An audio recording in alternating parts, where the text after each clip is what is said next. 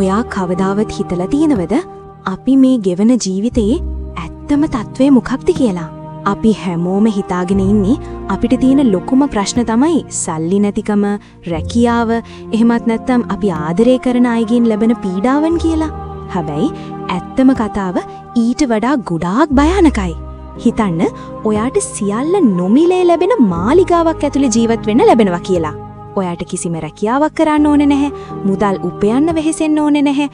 ඔයාට අවශ්‍ය ඕනෑම දෙයක් එතන තියෙනවා. හැබැයි ඒ මාලිගාව ඇතුලේ ජීවත් වෙන්න කොන්දේසි දෙකක් තියෙනවා. එකක් තමයි ඕනෑම මොහතක මිනිසුන් මරණ ම්ලේච්චෙක් ඒ මාලිගාව ඇතුලේ සැරිසරනවා.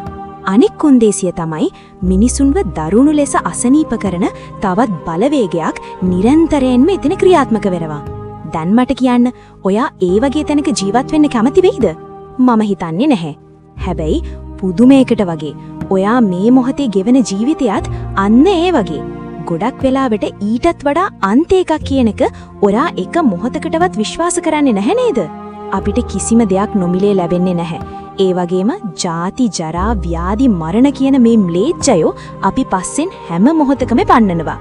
ඉතින් මේ වගේ දැවැන්ත දුෂ්කරතා මැද මරණයත් අතේ තියාගෙන ජීවත් වීමේ ඇත්තම තේරුම මොකක්ද? අපි මේ උගුලට අහු වෙලා ඉන්නේ ඇයි කියලා හිතලා බැලුවොත් අපිට හම්බ වෙන පළවෙනිම සාධකය තමයි අවිජ්ජාව. අවිජ්ජාව කියන්නේ සරලවම කිව්වොත් නිවැරදි පෙනීම නැතිකමයි. අපි මේ මරණයේ බලකොටුව ඇතුලේ සැප හොයන්නෙත්, ඒකේ තියෙන දේවල් අල්ලගන්න උත්සාහ කරන්නෙත් අපිට ඇත්ත පෙනෙන්නේ නැති නිසායි. මේක තේරුම් ගන්න ලස්සන උදාහරණයක් තියෙනවා. හිතන්න ඔයා ජංගම දුරකථන අලෙවි කරන සාප්පුවකට ගියා කියලා. එතනදී කඩේ අයිතිකාරයා අතින් ජංගම දුරකථනයක් වැටිලා කැඩෙනවා ඔයා දකිනවා. ඒ වෙලාවට ඔයා ඒ ගැන ලොකුවට කරදර වෙන්නේ නැහැ. අපරාධි කියලා හිතලා ඔයා නිකන් ඉන්නවා. හැබැයි හිතන්න ඔයා ඒ ජංගම දුරකථනයේම සල්ලි දීලා මිලදී ගන්නවා කියලා. දැන් මේක ඔයාගේ. මිලදී ආරන් ටික වෙලාවකින් ඒ දුරකථනය ඔයා අතින් කැඩෙනවා. මේ වතාවේ ඔයාට දැනෙන කම්පනය මුලින් දැනුණු එකට වඩා 10 ගුණයකින් වැඩි නේද? ඇයි එහෙම වෙන්නේ? අර මුලින් තිබුණු දුරකථනයේ මගේ කියලා අල්ලගැනීමක් හෙවත් උපාදානයක් තිබුණේ නැහැ. හැබැයි දෙවෙනි දුරකථනය ඔයාගේ කරගත්ත ගමන් උපාදානිය නිසා ඔයා ඒ දුරකථනයත් එක්ක බැඳෙනවා. දැන් තේරෙනවද ඔයාට? අපි දුක් විඳින්නේ ලෝකේ තියෙන දේවල් කැඩෙන බිඳෙන නිසා නෙවෙයි. ඒ දේවල් මගේ කියලා අල්ලගන්න මේ උපාදානය නිසායි අපි දුක් විඳින්නේ. අපේ මේ සංසාර ගමන පාලනය කරන ප්‍රධාන සාධක පහක් තියෙනවා. ඒ තමයි අවිජ්ජා, උපාදාන, චේතනා, සංස්කාර සහ කර්ම. මේ පහ එකතු වෙලා තමයි මම කියන ඒ අතිශය භයානක හැඟීම නිර්මාණය කරන්නේ.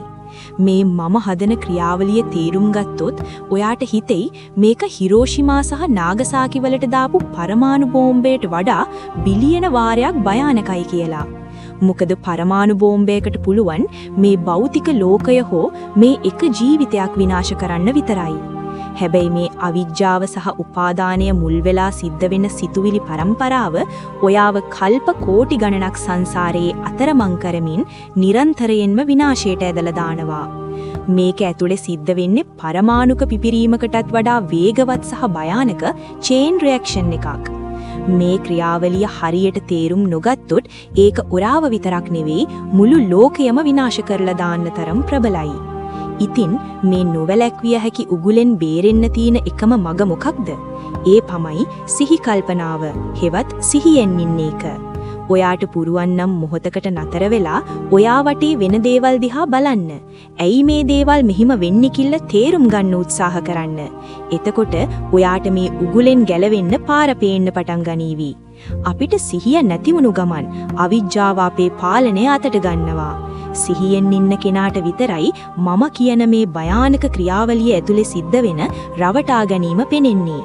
අපි හැමෝම උත්සාහ කරමු මේ උගුලෙන් බේරෙන්න හැම මොහොතකම සිහියෙන් ඉන්න. මොකද සිහියෙන් ඉන්නව නම් විතරයි අපිට මේ භයානක පරමාණුක පිපිරීම් වලින් ගැලවිලා සැබෑම නිදහස කරා යන්න පුරුවන් වෙන්නේ. ඔබ සැමට උතුම් ධර්මාවබෝධයම ලැබේවා.